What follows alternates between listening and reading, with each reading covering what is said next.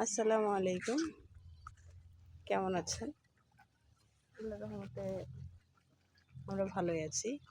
এই যে আমার হাঁসের নতুন শেড, যেটা এখনো শুরু হয়নি। আর এটা হচ্ছে পুরাতন শেডের হাঁস। এই হাঁস চলছে। ওখানে অবশ্য নতুন করে হাঁস তোলা হবে। আর এই হাঁসগুলাই আপাতত আমার ওখানে যাবে।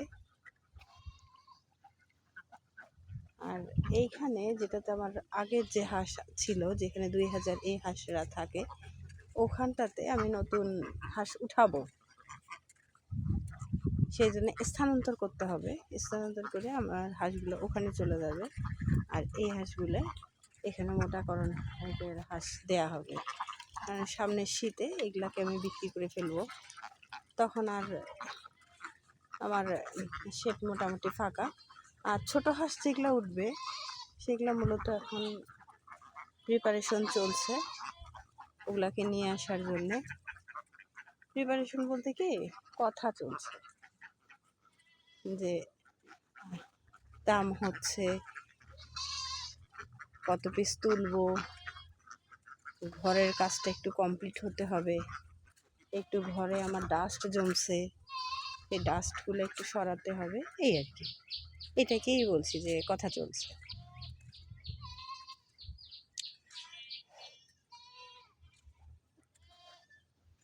আর এই হাঁসগুলা আজকে মোটামুটি যেটা ডিম দিছে, হাঁসের ডিম সকালে অবশ্য নিয়ে গেছে। তারপরে ওই যে সকালে বের হওয়ার পরে দেখতে পাচ্ছেন একটা খাঁচার উপর একটা ডিম, শুধু এটা একটা খাঁচার উপরে ডিম। এই ডিমগুলাই শুধু গর্তগুলা দেখছেন, এখানে সরাই ছিটাই থাকে। আমার খুব ইচ্ছা ছিল আপনাদেরকে ডিমগুলো দেখাই দিব, কিন্তু আমি আস্তে আস্তে আমার কর্মচারীরা ডিমগুলো উঠায় ফেলে, তো ওই কারণে দেখাইতে পারি না। আবার আমার এই শেটের মধ্যে একটা মাছেরও শেট আছে। এটা হচ্ছে আমার 2 in 1।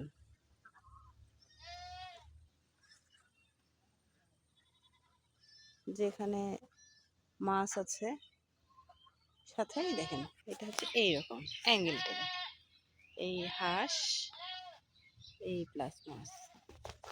তারপরে হাঁসের সাথে মাছটা লাগাইছি কারণ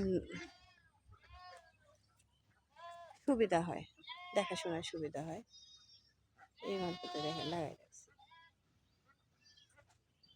আর যারা কাজ করে তাদের একটু সুবিধা হয়, কারণ